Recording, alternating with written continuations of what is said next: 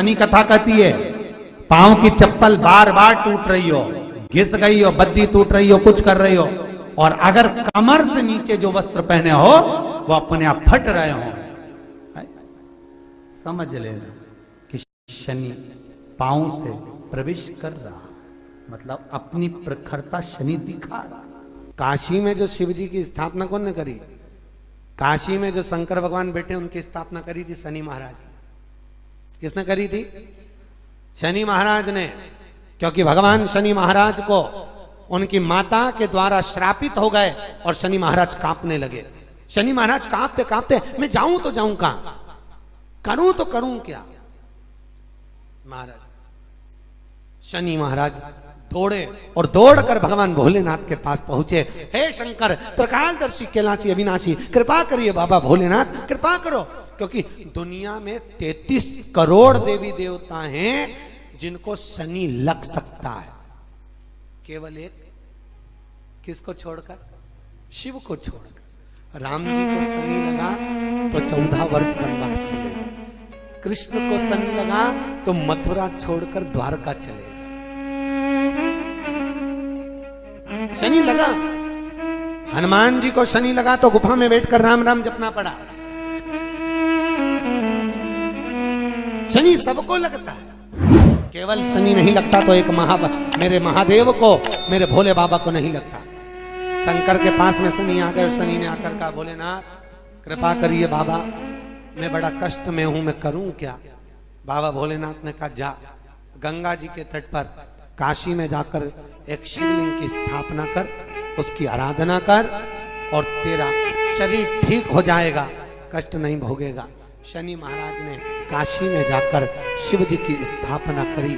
आज भी नियम है, जिसको शनि लग जाता है एक काजल की डिब्बी ले लो और काजल की डिब्बी को 21 बार उतार कर उसको एकांत में जाकर, जंगल आदि में एकांत में किसी पेड़ के नीचे इतना सा खड्डा खोद कर उसमें काजल की डिब्बी को डाल दो और मिट्टी से पूर दो, उस व्यक्ति का शनि समाप्त हो जाता है। काशी विश्वनाथ का नाम लेकर काजल की डिब्बी को 21 बार उतार कर अगर काशी विश्वनाथ का नाम लेकर शनि वाले व्यक्ति को अगर पेड़ के नीचे दबा दे, शनि समाप्त। शनि उसको परेशान नहीं कर सकता। शनि कथा कहती है पांव की चप्पल बार बार टूट रही हो, घिस गई हो, बद्दी टूट रही हो, कुछ कर रही हो, और अगर कमर से नीचे जो वस्त्र पहने हो वो अपने आप फट रहे हो, समझ लेना कि शनि पांव से प्रवेश कर रहा, मतलब अपनी प्रखरता शनि दिखा रहा। फटे हुए वस्त्र धारण करने वाले का भाग्य भी फटे हुए वस्त्र की तरह, जैसे फटा हुआ कपड़े का रेसा रेसा निकलता है, उसी तरह फटे हुए वस्त्र धारण करने वाले की भी जिंदगी में परिश्रम का रेशा निकलता रहता है, पर उसको सुख का भान नहीं होता। आज के जमाने में ये फटे हुए कपड़ों का फैशन आ गया, ये बड़ा दुख की घड़ी है।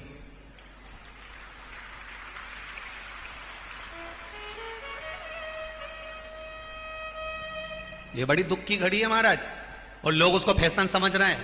पहले तो कम फटा होता था, पर आज के जमाने में तो इतना इतना फट गया, ऐसा लगता है कि दिवाली का बम चलाने गया था दीपावली पे और बम कपड़ों के बीच में से फट गया।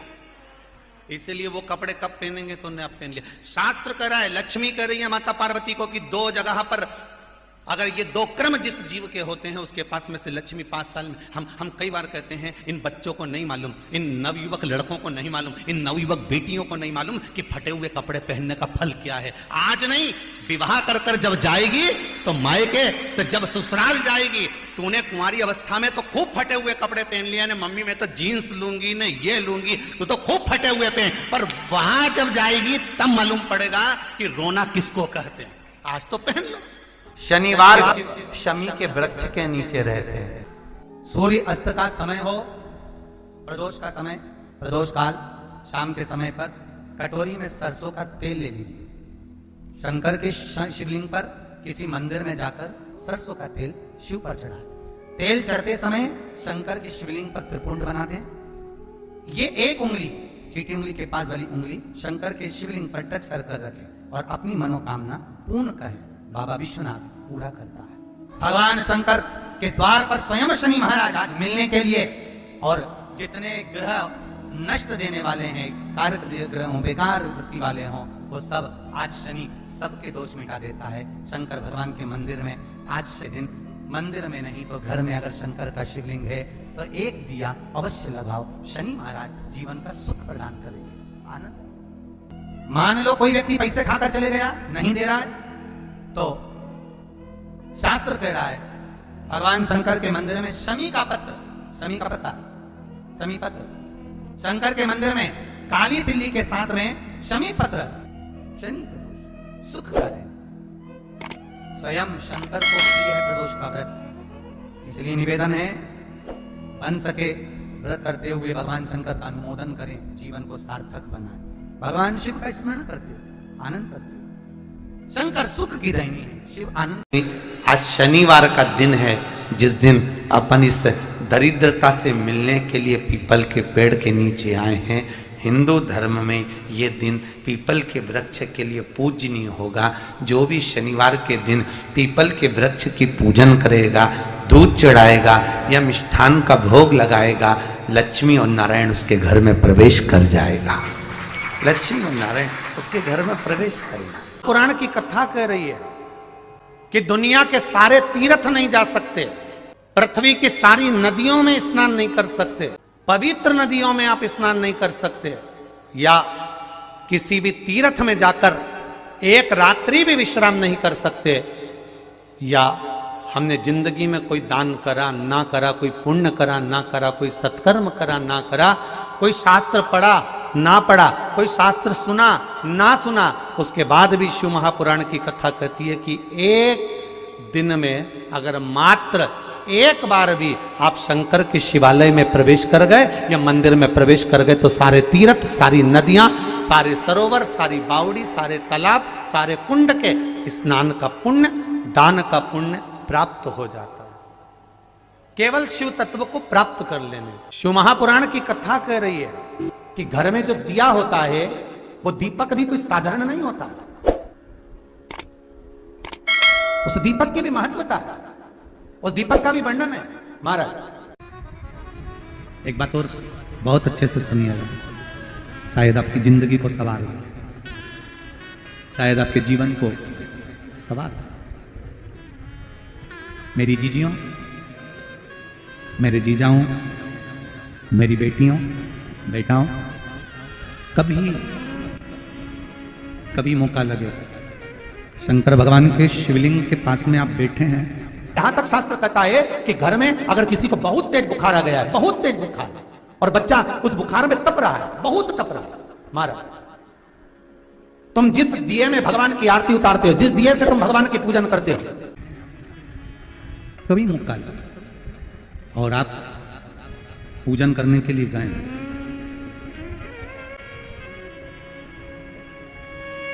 कभी पूजन करने के लिए, और आपको शंकर भगवान के शिवलिंग के पास में या शंकर भगवान के शिवलिंग के ऊपर कनेर का अगर पीला फूल देखा है ना आप लोगों ने, अरे बोलो तो जमके, देखा है? कनेर का यदि पीला फूल शिवलिंग के आसपास में या शंकर भगवान के ऊपर कहीं रखा हुआ भी दिख जाए, विषम परिस्थिति हो, बहुत हिम्मत ना हारते हो, तभी भगवान अकेले में एकांत में आप पहुंचे उनके पूजन के लिए, कनेर का पुष्प वहां रखा है, चाहे वो जलाधारी पर रखा हो, चाहे वो शिवलिंग के पास में रखा हो, शिवलिंग पर रखा हो, उस कनेर के पुष्प को अगर आप 5 जगह का स्पर्श कराकर अपने हृदय की बात कहकर वापिस महादेव को समर्पित कर देते हो तो भी मेरा महादेव तुम्हारे दुख का निवारण कर देगा। अब वो 5 स्थान, वो 5 स्थान, पहला गणेश जी, गणेश जी का जो स्थान होता है वह जगह, दूसरा षडानंद कार्तिक, तीसरा अशोक सुंदरी वाला स्थान, चौथा जलाधारी जो ऊपर से बूंद बूंद जल नीचे गिरा रही है, जया, विषहरा, शामली बारी, दौतली, देव, शंकर जी की 5 बेटियों का, और 5वें नंबर का है शंकर भगवान के जो कैसे वर्णन किया जाए? त्रिशूल के 3 भाग होते हैं। करें दर्शन आप लोगों ने? जैसे सामने त्रिशूल लगा है, इस त्रिशूल के ऊपर देखेंगे तो 3 भाग दिख रहे हैं। नजर आ रहे हैं सबको? त्रिशूल का जो 3 भाग होता है, उस 3 भाग का जहां ज्वाइंट होता है, जहां मिलता है, एक जगह पर देखो तीनों भाग एक जगह पर मिले हुए, 3 भाग का जहां मिलन होता है, पंचम स्थान, ये 5वां स्थान, यहां पर स्पर्श कराकर शिवलिंग पर अपनी कामना कर कर श्री शिवाय नमस्तुभ्यम कहकर बाबा से अपने मन की बात कहकर जो समर्पित कर देता है, हम 3 महीना भी नहीं कहेंगे, हम तो कहेंगे अगर ज्यादा दुख है 3 दिन इंतजार करना, मेरा बाबा उस दुख को मिटाएगा। 3 महीना बहुत दूर, पर करना है दिल से। और कई तरह के दीपक होते हैं, दीपक का भी विधान वर्णन किया गया, उस दिए का भी वर्णन किया गया। यहां तक शास्त्र कहता है कि घर में अगर किसी को बहुत तेज बुखार आ गया है, बहुत तेज बुखार, और बच्चा उस बुखार में तप रहा है, बहुत तप रहा है, मारा, तुम जिस दिए में भगवान की आरती उतारते हो, जिस दिए से तुम भगवान की पूजन करते हो, उस दिए की बत्ती को नीचे डाल दीजिए और उस दिए को पानी की बाल्टी में धो दीजिए। कौन सी बाल्टी में? जिस बाल्टी के पानी से आप बच्चे को स्नान करा सको। मारा, केवल भगवान पर से ले जाकर, पास में से ले जाकर उस बाल्टी में थोड़ी देर डाल दो और उस बाल्टी के पानी से उस बच्चे को स्नान करा दीजिए। 15 से 20 मिनट, आधा घंटा लगेगा बच्चे का। बड़ी बेचैन दिख रही हो तुम, क्या बात है? पार्वती जी कहती है देवव्रत, काश्मीर प्रदेश का एक भक्त देवव्रत बेलपत्री के वृक्ष के नीचे बैठकर आपका मंत्र जाप कर रहा। मैं आपको जगाना नहीं चाहती थी, पर बेलपत्री के वृक्ष के नीचे लक्ष्मी झाड़ू लगाती है, सरस्वती वीणा बजाती है, इंद्राणी उस बेलपत्री के वृक्ष के नीचे जल का सिंचन करती है, 33 कोटि देवी देवता उस बेलपत्री के वृक्ष की जड़ में विराजमान होते हैं। इसलिए देवव्रत एक बार पंचाक्षर मंत्र बोलता है तो वो 33 करोड़ बार गिना जाता है, ऐसा बेलपत्री का वृक्ष होता है।